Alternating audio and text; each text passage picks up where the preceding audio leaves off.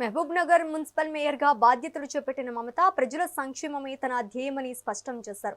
నగరాభివృద్ధికి కృషి చేస్తానని ఆమె ప్రకటించారు. అనూహ్యంగా తన భార్యకు మేయర్ పదవి దక్కడంతో ఆమె భర్త శ్రీను ఆశ్చర్యానికి లోనయ్యారు.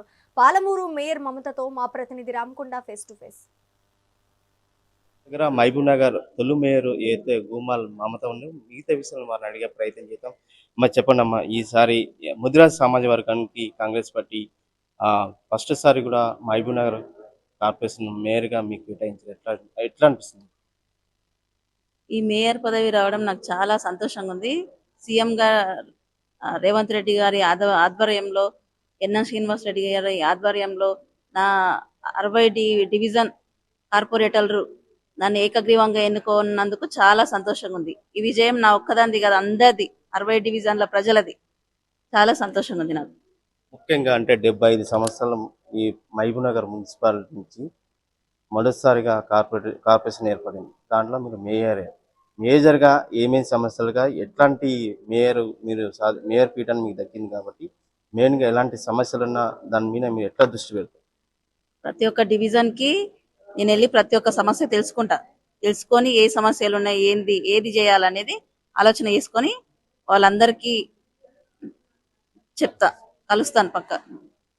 అంటే ఈ మహబూబ్ నగర్ జిల్లా కాకుండా రాష్ట్రం అంతా కూడా ఒక ముదిరాజ్ సమాజ వర్గం మేయర్ ఇచ్చారని చెప్పి చాలా మంది సంతోషం వ్యక్తం. దీని మీద ఎట్లా అనిపిస్తుంది? నాకు చాలా సంతోషంగా అనిపిస్తుంది. అసలు ఇంతమంది ముదిరాజ్ వర్గం నుంచి నాకు వచ్చి అదే అభినందనలు తెలపడం జరుగుతుంది కాబట్టి నాకు చాలా సంతోషంగా వ్యక్తం అవుతున్నా. నేను మనతో పాటు కాంగ్రెస్ పార్టీ సీనియర్ నాయకుడు గుమ్మల్ సీను వారిని అడిగే ప్రయత్నం చేద్దాం. అన్న చెప్పండి, ఒక మహబూబ్ నగర్ మున్సిపల్ కార్పొరేషన్ మేయర్గా మీ సతీమణికి ఇచ్చారు. మీరు కాంగ్రెస్ ఇంతకుముందు కూడా చాలా రాజకీయాలను తిరిగారు, చాలా కష్టపడ్డారు. ఈసారి ఈ కార్పొరేషన్ రావడం ఎట్లా అనిపిస్తుంది? ముఖ్యంగా మీడియా వాళ్ళకు ధన్యవాదములు. ఈరోజు మన ప్రియతమ ముఖ్యమంత్రి రేవంత్ రెడ్డి గారు, అలాగే ఎమ్మెల్యే ఎన్ఎం శ్రీనివాస్ రెడ్డి గారు ఆధ్వర్యంలో పార్టీ పెద్దలందరూ కలిసి మనకి ఒక పదవిని ఇవ్వడం జరిగింది. ఈ పదవి వస్తాయని మాకు నిన్న కౌన్సిల్ దాంట్లో మీటింగ్లకు పోయేవారు కూడా మాకు తెలియదు.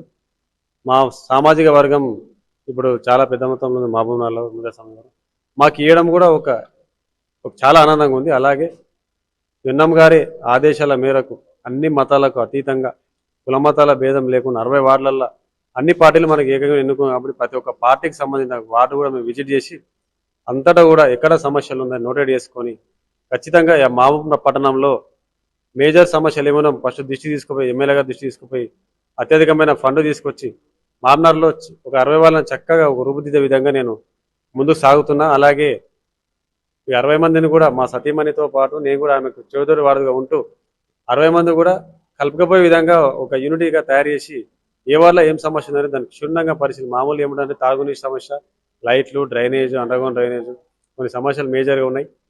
కమిటీ హాల్స్ కానీ, ఇప్పుడు ముదిరాజ్ సంబంధించిన కానీ, మైనార్టీ సంబంధించిన, క్రిస్టియన్ సంబంధించిన అంతా కలుపుకొని పోయే విధంగా మేము సార్ మాకు ఒక విజన్ చెప్పిండు. విజన్ ప్రకారం మేము ఖచ్చితంగా మేము పదవులు కూడా, ఈ మేయర్ పదవి కూడా మాకు ఒక వరములా భావించి ఈ యొక్క పదవికి మేము మంచి ఉన్నతమైన స్థానం, పదవికి గౌరవించి మేము ఒక ఉన్నతమైన స్థానంలో ఉండి ప్రజలకు కూడా ఎడ్యుకేషన్ సిస్టమ్, అలాగే ఎన్ని రకాలుగా ఎడ్యుకేషన్, కొంతమంది మహిళలకు ఉపాధి, యువతకు ఉద్యోగాలు, ఆ రకంగా మేము ప్రతి విషయంలో కూడా పాల్గొని సార్తో పాటు మేము కలుపుకొని పార్టీ పెద్దల ఆదేశాల వరకు మేము 60 డివిజన్లో కూడా మేము గట్టిగా పనిచేస్తామని ఫిక్స్ అయినాం.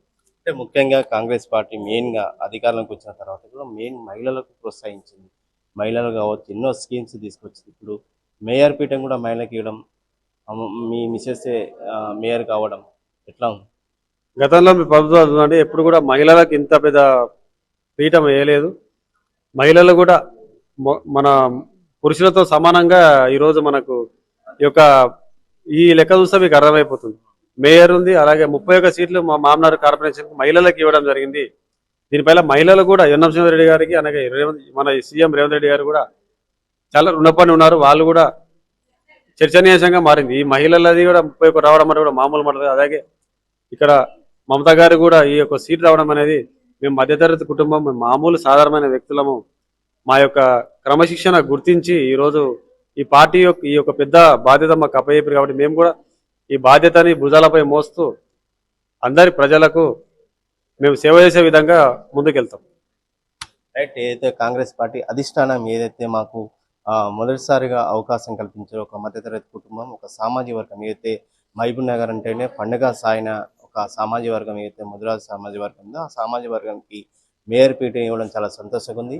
ఎందుకంటే మేయర్ పీఠంలో మాకు అసలు మేయర్ ప్రమాణ స్వీకారానికి కావాల్సిన ఆ, ఉన్న డివిజన్లో ఉన్న అభ్యర్థుల్లో మమ్మల్ని ఎన్నుకోవడం చాలా సంతోషంగా ఉందని చెప్పి భూమల్ మమత అలాగే వాళ్ళ సతీమణితో పాటు భార్యాభర్తలు తెలియజేసిన పరిస్థితి కనిపిస్తుంది. ఏదైనప్పుడు కూడా అధిష్టానం ఏదైతే నిర్ణయించిందో ఖచ్చితంగా పాలమూరు మేయర్గా మొదటిసారిగా నన్ను ఆ, ఎన్నుకోవడంతో పాటు పాలమూరుని అభివృద్ధి దిశగా కాంగ్రెస్ పార్టీ చేసే సంక్షేమ పథకాలను పాలమూరులో ఖచ్చితంగా పాటించి పాలమూరుని అభివృద్ధి దిశగా ముందుకు తీసుకెళ్తానని చెప్పి మేయర్ తెలియజేసిన పరిస్థితి కనిపిస్తుంది.